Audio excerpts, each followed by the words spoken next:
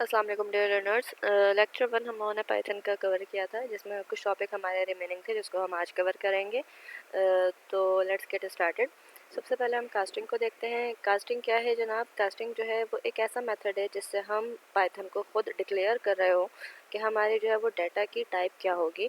Like I am declaring the type of x is string, the type of y is integer, the type of z is float। यानी जो भी data मैं z में save करना चाहती हूँ वो फ्लोट के फॉर्म में सेव होगा, जो भी डाटा मैं इंटीजर y में सेव करना चाहती हूँ वो इंटीजर की फॉर्म में सेव होगी, और जो भी डाटा मैं x में सेव करना चाहती हूँ वो स्ट्रिंग के फॉर्म में जो है वो सेव होगी। ठीक है, अब यहाँ पर मैं जो है वो तीनों में सेम डाटा डाल रही हूँ, इन तीनों में कोई भी डिफरेंस नहीं है, लेकिन जो कि मैंने इन्हें पाइथन को जो है वो टाइप अपनी बता दी थी, दैट्स वाई पाइथन जो है वो इसको सेम टाइप में, यानी जो मैंने इसको इन्फॉर्म किया है कि मुझे इस टाइप में जो है वो अपना डाटा सेव करना है वो उसी में सेव करेगा। ठीक है, बट अगर हम पाइथन को ये डिटरमाइन ना करें या हम ये डिक्लेयर ना करें कि हमारे डाटा की टाइप क्या होगी, तो फिर पाइथन डाटा के मुताबिक टाइप खुद से ही डिक्लेयर कर लेता है। जैसे यहाँ पर आपके पास एग्जांपल है x equals to 5, y is equals to John. तो x जो है वो हमारे पास इंटीजर की टाइप बनेगी, y जो है वो हमारे पास स्ट्रिंग की टाइप बनेगी। टाइप को चेक करने के लिए हमारे पास जो तरीका है वो ये है कि हम प्रिंट के ही कमांड लाइन में हम टाइप आस्क कर लेते हैं कि विच टाइप इज़ एक्स और विच टाइप इज़ वाई। तो वो टाइप जब भी हम पूछते हैं तो वो हमें क्लास बता देता है कि किस क्लास का यहाँ पर डाटा मौजूद है। ठीक है, अगर हम केस सेंसिटिविटी की बात करें तो yes, Python is case sensitive. अगर मैं कोई भी वेरिएबल x के साथ जो है वो रिप्रेजेंट करती हूँ तो वो x, अगर मैंने कैपिटल X यूज़ किया है तो वो कैपिटल X में डाटा सेव होगा, और अगर मैंने स्मॉल x यूज़ किया है तो वो स्मॉल x में डाटा सेव होगा। यानी कैपिटल X और स्मॉल x इन दोनों को वो अलग अलग जो है वो कंसिडर करेगा, इन दोनों को सिमिलर कंसिडर नहीं किया जाएगा। ठीक है, अगर हम कोटेशन मार्क की बात करें तो सिंगल कोट और डबल कोट हो, बात एक ही है। ठीक है, इसमें जो है वो पाइथन के कोई भी जो है वो इशू नहीं होता क्रिएट। अच्छा, अब हम मल्टी वर्ड वेरिएबल की बात करें तो पाइथन जो है वो काफ़ी फ्लेक्सिबल है, काफ़ी रीडेबल है, that's why it allow to have our multi word variable. Like अगर हमें कोई चीज़ जो है वो अपनी मर्ज़ी से नेम डालना है ताकि हमें याद रह सके, या अगर हम बहुत लंबी प्रोग्रामिंग कर रहे हैं and for our own ease अगर हम कोई अलग जो है वो वेरिएबल नेम डालना चाहें तो हम इस तरह से डाल सकते हैं। इसकी तीन जो है वो केसेस हो सकते हैं, कैमल केस, पास्कल केस और स्नेक केस। कैमल केस में हम जो है वो इस तरह से लिख रहे होते हैं, लाइक हम फर्स्ट वेरिएबल जो है वो स्मॉल रखते हैं, फर्स्ट लेटर जो है वो स्मॉल रखते हैं, और उसके बाद फिर आप बीच में कैपिटल लेटर्स यूज़ कर सकते हैं wherever you want. But आपको ये बात याद रखनी है कि यहाँ पर हम बीच में स्पेस नहीं यूज़ करते। अगर हम स्पेस यूज़ करेंगे तो फिर वो उसमें एरर शो करेगा। ठीक है, पास्कल केस की अगर हम बात करें तो पास्कल केस में हम जो है वो पहला वर्ड कैपिटल भी रख सकते हैं और आगे भी बीच में कैपिटल लेटर्स इस्तेमाल कर सकते हैं। स्नेक केस की बात करते हैं तो इसमें हम कैपिटल लेटर्स को इस्तेमाल नहीं करते, जबकि हम इसमें अंडरस्कोर का इस्तेमाल कर सकते हैं। ठीक है, वैल्यूज़ और वेरिएबल्स की बात करते हैं कि हम वैल्यूज़ और वेरिएबल को किस तरह से असाइन कर सकते हैं। लेट्स कंसिडर कि मेरे पास एक बहुत बड़ा प्रोग्राम है और उसमें मुझे मल्टीपल जो है वो वैल्यूज़ इस्तेमाल करनी है और उन वैल्यूज़ को मल्टीपल वेरिएबल्स में मुझे सेव करना है। तो अब क्या मैं एक एक करके जो है वो इन सबको सेव करूँ? नहीं, पाइथन जो है वो काफ़ी फ्लेक्सिबल है, तो वो क्या कहता है कि आप एक साथ ही जो है वो सारे वेरिएबल्स को सेव कर सकते हैं। लाइक अगर हम इधर देखें एग्जांपल में तो ए बी सी इन तीन वेरिएबल्स में मैंने तीन अपनी जो है वो वैल्यूज़ डाली हैं। ए में जो है वो आई सेव होगा, बी में जो है वो लव सेव होगा और सी में जो है वो पाकिस्तान सेव होगा। अब जब मैं इसे प्रिंट करती हूँ तो ये प्रिंट में मुझे कुछ इस तरह से अपना डाटा शो कर देगा। ठीक है, अच्छा, अगर हम ये कहें कि क्या हम एक ही वैल्यू मल्टीपल वेरिएबल्स में डाल सकते हैं, तो यस, हम एक ही वैल्यू को मल्टीपल वेरिएबल में डाल सकते हैं। Like we have an another example, D E F की अगर हम एग्जांपल देखें तो यहाँ पर डी ई और एफ तीनों में जो है वो सेम डाटा मौजूद है। कलेक्शन की बात करते हैं। कलेक्शन की हमने शुरू में जब डाटा टाइप हमने देखा था तो वहाँ पर मल्टीपल चीज़ें हमने देखी थी, लिस्ट था, टपल था, डिक्शनरी थी। ठीक है, तो इस तरह की काफ़ी सारी चीज़ें होती हैं। यहाँ पर हमारे पास जो है वो एक अदद एग्जांपल है, फ्रूट के हमारे पास सेट है। इस फ्रूट के इसमें जो है वो हमारे पास तीन एलिमेंट्स या तीन एंटिटीज़ मौजूद हैं। इन तीन एंटिटीज़ को मैं ये चाहती हूँ कि मैं तीन अदद वेरिएबल के साथ एसोसिएट कर दूँ। तो ये मैंने किस तरह से एसोसिएट किया कि एक्स, वाई और जेड को फ्रूट के साथ एसोसिएट कर दिया है। फॉर द केस कि अगर हमारे पास फ्रूट की लिस्ट में एक और एलिमेंट या एंटिटी मौजूद होती और मैं यहाँ पर सिर्फ तीन ही वेरिएबल को असाइन कर रही होती, तो वो शुरू की तीन वेरिएबल्स यानी शुरू के जो तीन हमारे पास डाटा है वो इन तीनों वेरिएबल के साथ एसोसिएट हो जाता और चौथा जो है वो रिमेनिंग वैसे ही रह जाता। ठीक है, तो अब यहाँ पर चूंकि तीन ही एंटिटीज थी और तीनों को जो है वो मैंने इसके साथ एसोसिएट कर दिया है, तो एक्स में जो है वो वैल्यू कौन सी आएगी, एप्पल की, वाई में वैल्यू आएगी बनाना एंड जेड में वैल्यू आएगी चेरी। ठीक है, अगर हम डिफरेंट आउटपुट की बात करें तो हमारे पास डिफरेंट आउटपुट भी आ रहे होते हैं। लाइक हम मैथमेटिकल ऑपरेटर्स को इस्तेमाल कर सकते हैं प्रिंट के फंक्शन में ही।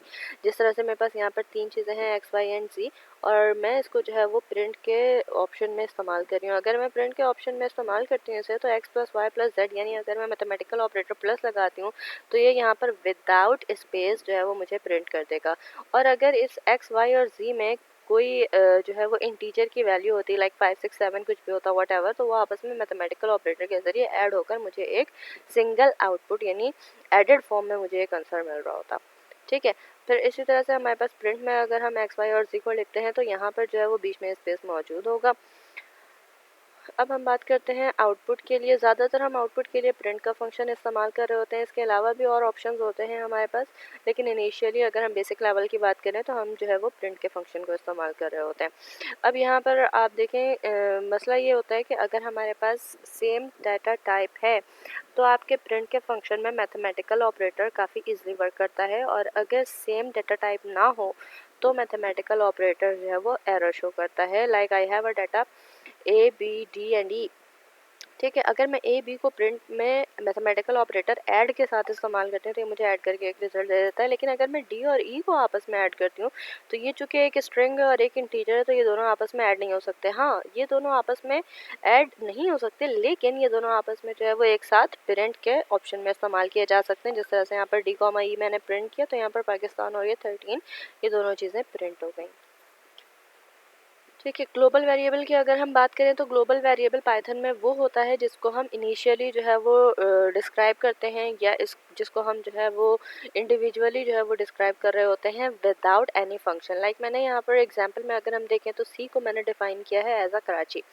ठीक है, सी में जो है वो सी मेरा एक वेरिएबल है, इसमें मैंने एक वैल्यू डाली है कराची की। अब मैं एक अपना पूरा फंक्शन डिफाइन कर रही हूँ, उस फंक्शन का नाम मैंने रखा माई फंक्शन, और फंक्शन के अंदर मैंने अनदर सी की वैल्यू जो है वो डिफाइन की।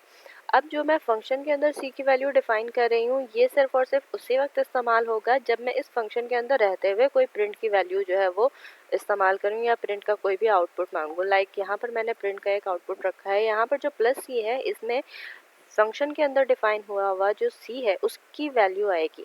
ठीक है, और यही अगर मैं फंक्शन के अलावा प्रिंट का जो है वो ऑप्शन इस्तेमाल करूं और फिर सी को कॉल करूं तो इस सी में जो ग्लोबल वेरिएबल है उसकी वैल्यू आएगी। तो यहाँ पर आपके पास जो है वो आउटपुट भी शो हो रहा है। ठीक है,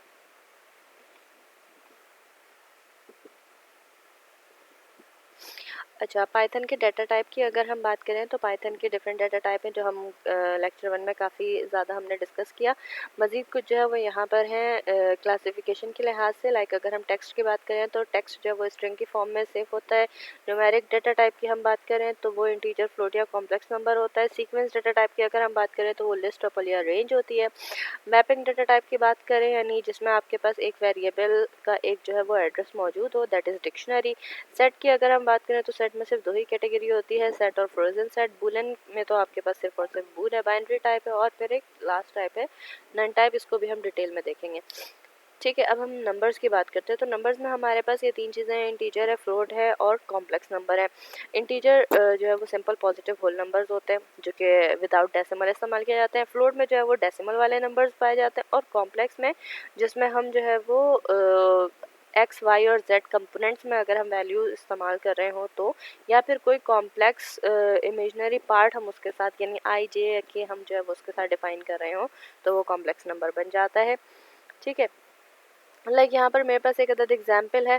पहला नंबर जो मैंने x को डिफाइन किया दैट इज़ इंटीजर, y को जो मैंने डिफाइन किया दैट इज़ फ्लोट और z को जो मैंने डिफाइन किया that is a complex number. z को मैंने यहाँ पर कॉम्प्लेक्स के साथ डिफाइन किया। अगर मैं कॉम्प्लेक्स के साथ डिफाइन ना करूँ और सिर्फ जो है वो 4 + 5j लिख दूँ तो भी उसकी डाटा टाइप जो है वो कॉम्प्लेक्स में ही जाएगी। ठीक है, अब हम कन्वर्जन की बात करते हैं। लाइक यहाँ पर जो है वो मेरे पास x है, y है और z है, ये तीनों चीज़ें मैंने असाइन की हैं और इन तीनों को मैंने प्रिंट किया। ठीक है, अब मैं ये कर रही हूँ कि मैं चाहती हूँ कि जनाब x की जो डाटा टाइप है, x है स्ट्रिंग, x की डाटा टाइप चेंज हो जाए। x की डाटा टाइप को चेंज करने के लिए मैं यहाँ पर जो डाटा टाइप चाहती हूँ मैं वो लिखूँगी और इसको अनदर वेरिएबल में सेव कर दूँगी। ठीक है, अब ये चीज़ अगर इस तरह से हम करें तो ये क्या होगा, x की जो डाटा टाइप थी दैट वाज स्ट्रिंग वो चेंज हो जाएगी और वो क्या बन जाएगी, फ्लोट। अब यहाँ पर मैंने तीनों की जो है वो डाटा टाइप को चेंज कर दिया और यहाँ पर जो है वो मैं इसको प्रिंट करती हूँ तो यहाँ पर मेरे पास सबकी डाटा टाइप आ जाती है। स्ट्रिंग की जगह हमारे पास फ्लोट आ गया। ठीक है, और फ्लोट की जगह मेरे पास इंटीजर आ गया। ठीक है, कॉम्प्लेक्स नंबर को मैंने वैसे ही रहने दिया था, कॉम्प्लेक्स नंबर को भी आप चेंज कर सकते हैं। रैंडम नंबर्स की अगर हम बात करें तो रैंडम नंबर को अगर हम देखें तो हम रैंडम नंबर जो है वो कॉल कर सकते हैं। तो आपके पास कोई भी अगर आप रैंडम नंबर को कॉल करें तो उसका आपके पास जो कमांड लाइन है वो ये है random.rand_range। इसमें आपको रैंडम की रेंज बतानी होती है। मैं ये चाहती हूँ कि 3 to 7 के बीच में कोई भी एक रैंडम नंबर सेलेक्ट हो जाए, तो ये इस तरह से जो है वो सिलेक्ट हो जाएगा। अब यही कमांड अगर मैं मल्टीपल टाइम्स रन करूँ तो ये बार बार जो है वो डिफरेंट नंबर जो है वो सिलेक्ट करता जाएगा। ठीक है, अब ये कुछ टास्क हैं जिसको हम अपने नेक्स्ट लेक्चर में देखेंगे और हम सीखेंगे कि किस तरह से जो हम पाइथन को इंस्टॉल कर सकते हैं, उसके लेटेस्ट वर्जन कौन से हैं और पुराने वर्जन कौन से हैं, लेटेस्ट और न्यू वर्जन्स के दरमियान जो है वो क्या डिफरेंसेस मौजूद हैं। ठीक है, ये सारी चीज़ें हम देखेंगे। टिल देन, अल्लाह हाफ़िज़।